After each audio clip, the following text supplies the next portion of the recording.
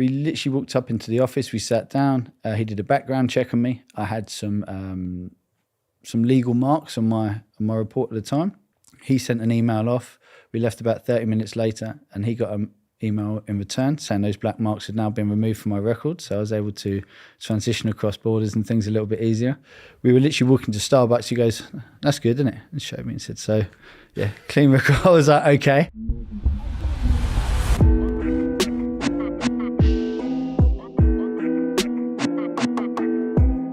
I had quite a feisty childhood, let's call it. I come from a loving home, but growing up in North London, it's very rough and ready. And they always say you get in with the wrong crowds, but we'd bounce off each other and just get into little bits of trouble. And I didn't know anybody in the military period, especially not the Royal Marines. But one of my best friends actually got killed when I was 17. And that sort of pushed me into different angles. I wanted to become something bigger, something better. He used to, play with fire, let's say. He was up to all sorts, as most people were in our area. Everyone had side hustles, whether it be drugs or selling this or that. And he was in a conflict with another group of guys, and a conflict happened and his life was taken. I came very close to choosing the dark side. And if it wasn't for having a loving mother at home and actually took me away from the situation, she took me to Australia just for a few months, to show me the world was bigger than my crazy little world, to show me that, the world was bigger than just London. And from that, it really broadened my horizons. And by the time I came back, she basically promised me to sort of better myself and made me promise to go to university. And I sort of went kicking and screaming. It wasn't something I ever wanted to do, but we made a deal. If I got my degree, she'd support me joining the Royal Marines. So I sort of came back from Australia sort of ready for growth. I'm not sure what directly drove me to them, but I think it was just simply I wanted to be the best, and I had a bit of a chip on my shoulder and I wanted to show the world what I was made of. I think that's a lot to do with it, if I'm honest. The first 15 weeks are very much like but a softer side of training where they're trying to weasel people out. And once you go past the 15 weeks, that's when you begin the commando training. That's when you really begin specialist training. I've probably labelled the first part of training, and the guys will call me out for that. It's not easy. It's very difficult. It's actually more punishing, but it's less about the skill set than it is the mentality. So the first 15 weeks, they try to weasel out the people who aren't really interested. The second 15 weeks, you really bond people together as like a brotherhood. And you think you're with people for 8 months, suffering day in, day out. It's 32 weeks. So it's no joke, yeah. And you think you do your tests are the final thing you do. So your last test you actually do is 30 miles across Dartmoor, but you have a week of tests that run up to that. So I had a friend who actually ran 30 miles with a dislocated knee.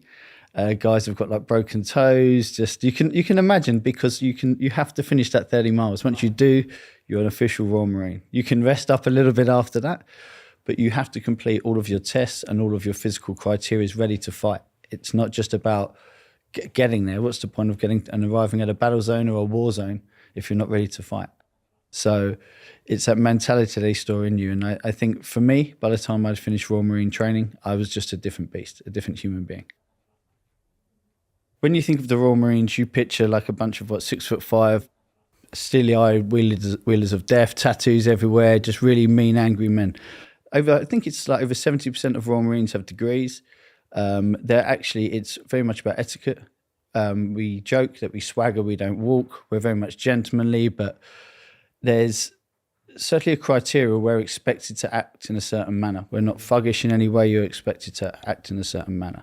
And I think that's where the effort and dedication is inspired from as well, where it's generally, for me to be sat here now, it's still the proudest thing I've ever done. I joined 4-2 Commando, M Company. I didn't feel any fear before I went. That's not trying to be brave or big. I was just so excited to get out there. Once you're out there, the level of responsibility and your dedication to each other was one of the biggest things, mainly being no one wants to mess up and cause harm to anyone else. I don't think the lads are so worried about them getting hurt or injured as much as they are causing it upon their brothers. And that's what keeps you focused. And I think every soldier would tell you that, not just Royal Marines. But the hardest thing for me was saying goodbye to friends and family, because that's the difficult thing. So for me, it was fine, but I always feel more for for the families, even like the guys that didn't come back with us, the guys that are even injured or anything like that. I always feel they had their choice. They were injured or they died as a Royal Marine Commando. That might sound crazy to some, but for me, that's a fantastic honour. And I think for the families left behind, it's more difficult. So I always try to be very respectful talking about these sort of things. Like, I very much enjoyed Afghanistan in some ways and had terrible days in other. It taught me a lot about myself. It taught me a lot about humanity. I saw heroes, men, women. I saw local heroes, people doing things for each other from just out of duty, out of care, out of humanity. And then I saw the most evil people as well, and the things that they would do to women and children, and all of the disgusting things that you can imagine. So seeing that spectrum of humanity, for me, it humbled me beyond belief. What's the most interesting thing that people don't seem to think about is you're out there for about 7.5 months. And it's not cowboys and Indians every day. It's not shootouts and it's not super exciting situations. You can go weeks with nothing happening, where you're just dealing with like political issues, dealing with locals. And you have to spend time with these local people, and they have customs and things that go against your very moral fibres. There's a lot of paedophilia in Afghanistan. They're very violent. You see some of the kids fighting with like bricks, and it's quite a crazy place. Some days you would face scooting shoots where people would go past with literally on scooters and with someone on the back, and they take a couple of pot shots. You're dealing with IEDs all day, and it's just that there's just a constant threat. And I think that's where a lot of the stress grinds guys down. I think sometimes once we were actually contacted and a full firefight actually began, a lot of stress was relieved, because then you have an enemy to fight, you have something to do. Otherwise, you're literally walking around. The Taliban don't wear uniforms. They look like everybody else. You can be walking along, next minute you just hear a burst of fire or an explosion or whatever it may be. And your day's just changed a little bit. Hi, welcome to Deep. This channel goes a level deeper. Deep is a brand new YouTube channel that is dedicated to the amazing experiences of incredible individuals. We basically try and answer the questions that you always want the answer to, but you don't feel like you can ask. Myself and the team are responsible for a lot of the factual content that you might have seen on YouTube, Minutes With, The Gap, Agree to Disagree, among others. And we set up this new studio and this new channel to go a level deeper. We will be uploading a new video every single week. There'll be a wide range of stories, so please hit the subscribe bell. Please let us know in the comments if there's anything you want us to cover, any stories that you've been interested in, any questions you wanted to ask. We hope you enjoy. Now back to our story. For me, it was just a job. I think to put it another way, so can you imagine if an army or another force came to London, and all the London lads, they'd be taking pot shots and throwing bricks or whatever they were doing. And a lot of these young kids were just that, their bravado, whatever they may do. I don't think you can hate on that. Do I respect it? Do I think they're great? Absolutely not. But do I understand it? I try to. When you start talking about some of the hardcore Taliban and the people that go into schools and kidnap children and attack women, that's a different thing. But you understand when you're fighting them, there's a difference between the two. They're far better fighters. These are hardcore Taliban. But again, there's no emotion in it. Before, when you're briefing, you might understand who you're going against, and you might be amped up more because you understand the quality, or the quality is probably the wrong term, but the level of individual and people you're about to go and fight is higher. So you have more respect. But at the same time, these are really the evil that even the local Afghanis don't want anywhere near them. So it's certainly a different thing. It's hard for guys. I think it's hard to be emotional because you're so well trained. For me, I had some amazing moments in like the distant farmland. We'd go on these huge recce's, and we'd sit there with people who hadn't really seen any outsiders for 5 years or something like that. And they'd tell you stories about when the Russians were there, or about different tribal stories. And it's just, they're the certain experiences that I took home with me, very different from anything else, away from the combat, like the actual real Afghani people who are there, just witnesses to all of this craziness that goes on in their land. They basically lived like us, but 1,000 years ago, mud huts, goats. And when you're coming back to our civilization, you almost kind of feel there's got to be a happy medium between the two, if I'm honest with you. It's strange. A lot of guys feel that way, I think. It's almost peaceful out there at times. It's really strange, but I actually worry about my friends who have left a lot more. I think my friends who are in are with each other. They're doing the job that I know that the guys know. And there's always that threat. But I think the threat of guys actually taking their own lives these days is far bigger than actually Afghanistan. For me, when COVID struck and it all sort of came to a halt overnight and all I'd been doing is working, and I began to lose friends, and I actually lost 11 friends in 16 months to suicide. And 2 of them were childhood friends. A good 5, 6, 7 of them were friends from around the world who I'd worked with. It was all from either military or like the security industry I'd been in. A lot of the guys had been I was quite young to be in my position in the industry I was in. So a lot of the guys were 40s, 50s, some even 60s. And the reason I kept on moving throughout my career in security is a lot of guys most of the guys are divorced. They don't speak to their children. They might have a lot of money, but they don't have anything in their life. And I think it does get quite depressing at times once you can't step out of that life because that's all you have. And then when you do have a day off, you don't have anything to, you don't have anything there for yourself. And I think when COVID came, I think the initial lockdown was quite well received and people enjoyed the rest, I think. But I think when it got into like that second year, people were dropping like flies, if I'm honest with you. And I just feel like everyone was forced to sit there and go over all of their issues, whatever they may have been. And also as well, I think I was certainly the same. If I'm not busy doing something positive, I'll end up getting myself in trouble. That's why I train every morning. It doesn't matter how I feel. 5, 6 o'clock I'm training. I need to spark myself and take accountability and keep myself positive. When I was at my lowest, I was drinking beer, taking cocaine, smoking weed just for breakfast, just because it wasn't about getting high or enjoying myself. I just wanted to stop my brain working. I wanted to be asleep. And I think that's another huge contributor as well that happens with the guys. I know some things had already begun, and I think COVID just made it worse. But I feel there was seeds sown long before in many of the issues. It wasn't just because COVID had happened, but it certainly inflated these issues, couldn't ask for help. And yeah, if I'm honest with you, I wish I had time to figure out or to speak with, some of them were a shock, like a complete shock. I spoke with one 2 days before, having a laugh, having a beer on Zoom. You'd never know.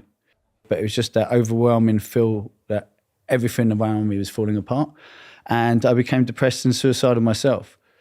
And I hit rock bottom like I never thought I would. Like I saw other people depressed and sad, I'd get grumpy, etc. But I just broke. There was nothing of me. I was a puddle of a human being. And I wouldn't be sat here now if it wasn't for my Royal Marine Brotherhood, because my friend Junior called me up, heard my voice break. He lived 4.5 hours away. Within 5 hours, he was at my front door and moved in with me for 3 months. And I mean, it was time and presence, he was just there. That was the biggest wake-up call for me. I have since started a company called Virtuous Savage, where we began just working with military personnel and high-level.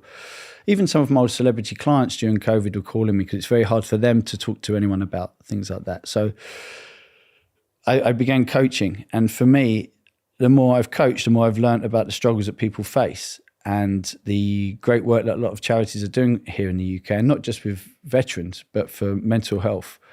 And for me, it's shocking. It's still the biggest killer for males in the UK below 50. And strangely enough, and dementia is the biggest killer for females here in the UK. So it's fair to say that we're all struggling quite a bit on one level or another, whether it's veteran or normal. And from the strength that I basically got given from Junior and realizing just how much one person can make, that's what's changed my whole game now. And I pretty much coach people and work with veterans and charities just to try and get them back out of that darkness, and then try and take them from that 5 all the way up to a 10 and show them how great they are when they get out of their own way. I've worked very closely with the world's most famous people, with the richest people, with true wealth that you can't imagine, like billions upon billions of pounds. And it is not a direct correlation to your happiness. It doesn't mean you have a happy marriage. It doesn't mean your kids are going to love you. It doesn't mean you're going to be healthy. None of these things are correlated whatsoever. I think those are the lessons and the things that I've sort of taken with me so far. And I'm just sort of now finding, if I'm honest with you, I'm just now finding my feet in learning how to apply those skills that I've learned before into, what would you call it? The regular world, reality, wherever we are right now. Yeah. I always plan to leave after about 5 years. You have to do a minimum of 4 years and you have to hand in a year's notice. So when I handed in that year's notice, I actually had a lot of good relationships with my sergeant major, who I'd been in Afghanistan with. So I was allowed a bit of time off. So I went to South Africa to do the Ronin Close Protection course, which is run by Tim Smith, who was Nelson Mandela's bodyguard for 20 plus years, I think. Tim's the real deal, as you can imagine. Being a bodyguard in South Africa, it's no joke. So I studied with him. And then by the time I came back, I started applying to jobs before I even left the Marines. But it's certainly interesting the day you leave the Marines, you officially drive home and you just sit down and you're a normal person and you're not going back to camp, or you sort of feel like you've been thrown back to the wild, so to speak. It's an interesting time. When I left, I worked for a huge American company and they looked after the world's most famous people, really. Sports personalities, actors, actresses, all of that sort of stuff. So I was very lucky. My first job was actually with two of the world's most famous people. It's not just about walking around with somebody in bodyguarding. Obviously, there's many layers to it, but you have to think about the interests that people have in them. So if you imagine, I don't know, someone like Kim Kardashian, if she was to walk into the middle of Leicester Square and one person takes a picture of Kim Kardashian and posts it, in 5 minutes, Leicester Square is rammed. You have a serious situation, and these are things you have to take into consideration like constantly. So you go, because I dealt with that sort of level of personality, I started my company, and within 3 weeks we were flying. We had a number of celebrities, but also a lot of business personalities as well. So there's clients I had, and I just couldn't stand them, if I'm completely honest with you. And you'll be with them all day, every day. I've had situations where it's not that they don't like me or I don't like them. I think the fact that, I don't know, some people are quite prickly individuals anyway. They're under a lot of stress. They have a lot of considerations. They might have families. They might be in the spotlight. It's a lot of issues. And the fact that they have to have security is an issue anyway. They don't want you there, a lot of these people. You always needed to have that separation. You're always friendly, but you're not friends. I would never speak to my clients. It was very much speak when spoken to. And that's not because I wasn't interested in the conversation with them, but it's when I spoke, I needed them to listen to me. So if we were always chit-chatting and then I needed to get their attention, they're not really going to pay attention. Whereas if they're having a meal or whatever it may be, and I walk over mid-service, they understand that I'm about to tell them something that they need to listen to. It was a real change for me. I come from very humble beginnings, and I was living in a summer house at the end of my mum's garden when I left the Marines. She was unwell, so I'd moved home partly for leaving as well. And next minute I'm driving around in Rolls Royce, Lamborghinis, all of the cars you can imagine, 150 million pound houses, all the finest restaurants. We'd often pay the bills as well. We'd have one of us who would escort the clients out to the car so they can leave. Everything's a lot more graceful, and we'd pay the bill. I think on like my third week, I paid one of the lunch bills, which was like over £1,000 or something for the two of them at lunch. And to me, that just blew my mind at the time. I think I couldn't have been earning too much more than that, I'm sure. One of our clients had a Rolls Royce, and they had these diamond-plated alloys. And if you chipped them, which they were easy to do in the London streets, it would literally cost you £1,250 to get the alloy fixed. So whenever the guys drove it, we left like, it took us twice as long to get anywhere, I can guarantee it. And it's little things like that people don't think of. And you have the volatility, the violence, the kidnap threats, the things like that you are almost easier to deal with, because that's when everyone stops being involved. When something that happens, that's when you step forward, everyone quiets, and you can take care of business. If I'm honest with you, the UK, we provide some of the best security ourselves. A lot of Europeans as well. But the American guys I've worked with, because they're used to carrying a gun, and they're used to, a lot of the guys are big guys. Like, I'm not taking anything from the US, they work in a different culture to us. But because they have that, they can dig their heels in and fight, and actually in the fire, whatever, they don't spend as much time in that planning and that preparation. And I think for anyone getting into security or anyone looking to sort of improve their security levels, I think it's just all in the advances, all in the preparation, and all in the departure. Everything in between will change and go wrong the second you arrive anyway. So the films I worked on are Fantastic Beasts, Justice League, Mowgli, Men in Black. So all of those, everyone who was acting in those films, Chris Hemsworth, Tessa Thompson, Tom Holland, Zendaya, obviously been with Tom, both a lovely couple, great people. I will do everything in my power not to limit them on doing anything, especially something like a fan interaction. I actually looked after Tom. I actually met Tom in Beijing, and we did the Spider-Man press tour there. Wow. So it's quite an interesting meet. The first time I met him, he came out into Beijing airport where there was crazy amounts of fans, but he is very friendly with fans. So you need to not allow it is the wrong word. You need to take consideration for that. But it's not that fans are just looking to attack them either. It's not that fans are coming along and trying to, purposely cause issue. They're just excited. If that's your biggest star, that's why people of that level are famous, because of the fans. So, if you've got hundreds of people there, you can't be seen to be throwing them away or pushing them back. You want some sort of interaction, like a barrier where he can go and say hello, take some photos, etc. But there's also that limitation where we'd always be the bad guy. And, like most of the people I've looked after and who are dedicated to their fans, they want to spend as much time with the fans as possible. But I'd normally have someone from the PR team whispering in my ear like it's time to go, and and off we'd trot. But yeah, I think Tom's a great example. The way he treats his fans, the way his energy levels, and the fact that he's right at the top of his game at such a young age and stayed so humbled and setting a great example. I think, he was one of the best ones for sure. I was sat at home. I was putting together a close protection job, which was about 40 odd guys, and I hated the client. Really difficult person to deal with. And, if you gave him a gold bar, the gold bar was too heavy. And I was tired. And anyway, I'd spent about 3 months putting this job together, and it was about to start, and I'd kind of had enough before it began. So out of the blue, my friend from the Running Close Protection called me, and we were on the course together. And he said, I'm doing this job at the moment. I'm burnt out. I'm away all the time. I need to get home.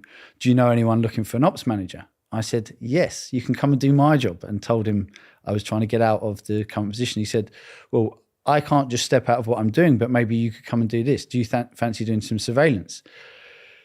It turns out that he was actually working for a company who were providing services to Interpol. So Interpol is basically, it's an international, think of it as like the international police.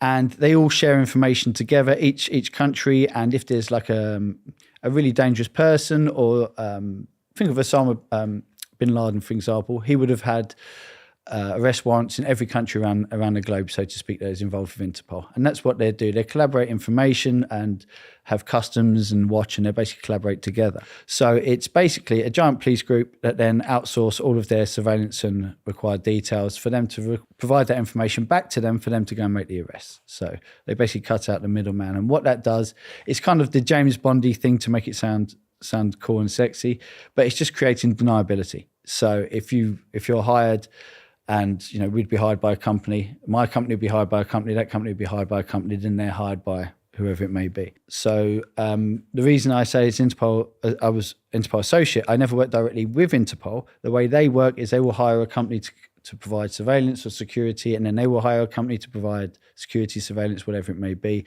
And I have no idea who's paying me. So my friend literally had called me up, and he said, well, do you want to come in and meet this guy tomorrow? I literally went in to meet him the following day. I actually went into, there was an office in Canary Wharf at the time, into a company, and sat down with them. And that afternoon I left to Paris and started working with Interpol.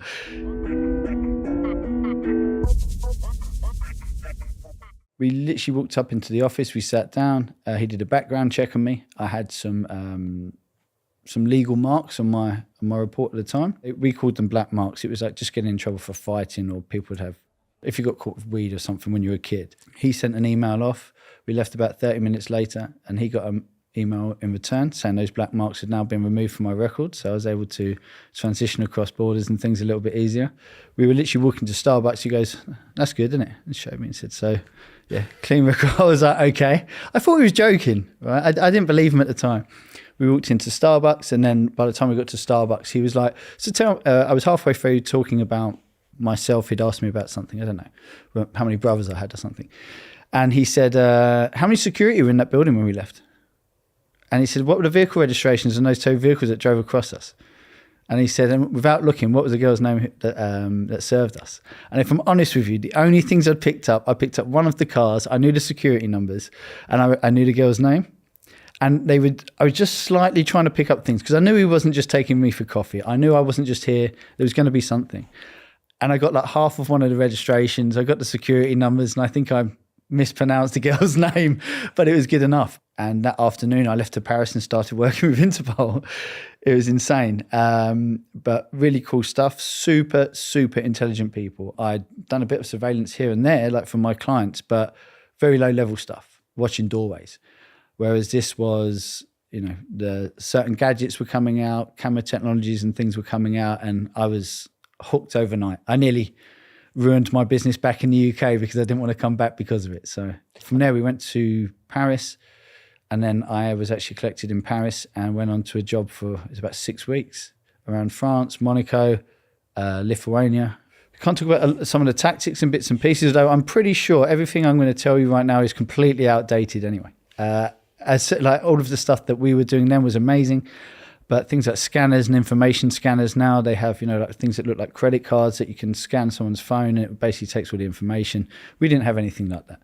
It would have been great. It would have saved us a lot of time. But I think surveillance for me was, everyone always thinks it's the James Bond sort of interesting aspect, but it's about patience. I'll tell you one good example of this. So after I worked with Interpol and we worked within that close-knit teams, we worked and started working and privately, and it's a lot more profitable. The main reason being is billionaire divorce settlements are very profitable one way or the other. So when billionaires start getting divorced, everyone gets surveillance, everyone gets anti-surveillance. And you're trying to basically catch out the other person because it can literally save or cost you half of your worth. And I was actually had a few rare days off once, and I was in a hotel with a girl I was seeing and received a phone call from my friend, and he said, do you fancy going to the Maldives?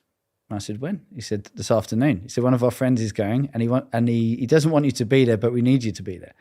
Something along those lines. And he said, can you find yourself a date? I was like, sure. And he said, I'm getting a funny connection. I'll call you back. That was our code that we used to use to basically go and use old Nokia burner phones. I went and spoke to him, and he basically briefed me that there was a guy going to this remote place in the Maldives with his girlfriend.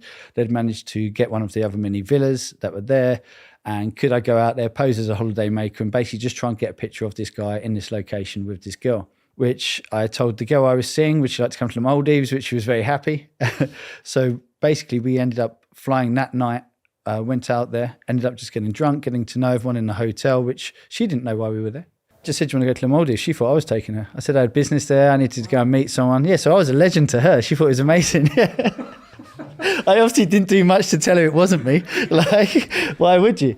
So, yeah.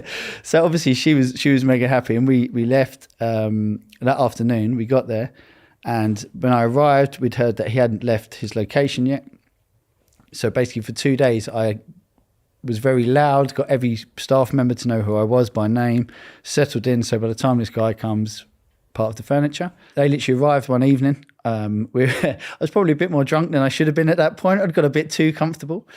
But it worked out well because we actually ended up, they have like it's a very intimate setting and each area is private. But we basically ended up striking up a conversation with them. And before the end of the first night, we actually had a photo taken with the guy and the girl, with the girl I was with as well.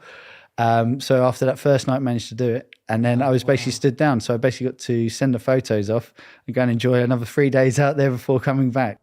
It is a very small knit world. And it's mainly about trust as well. It's about that cohesion. If you're working in these small knit teams, if we were doing surveillance, I just told you a very exciting story, but I haven't told you the story about when I spent 2 weeks sat in the car peeing in a bottle.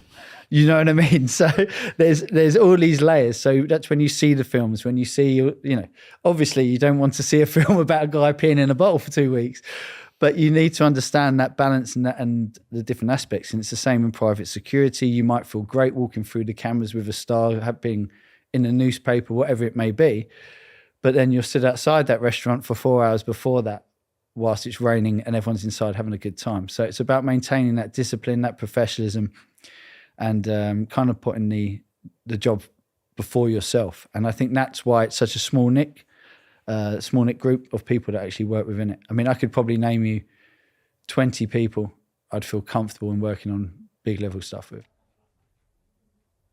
I would say that we all create our own lives, right? So we all put ourselves in that environment, surround ourselves with those people. We are all accountable for our words, our actions, our thoughts even. I certainly chose the life I lead. And it isn't about trying to be a macho man. It's not about trying to be in control or this fake concept of alpha these days. For me, it really is about, it's about service and being a part of something that's bigger than me.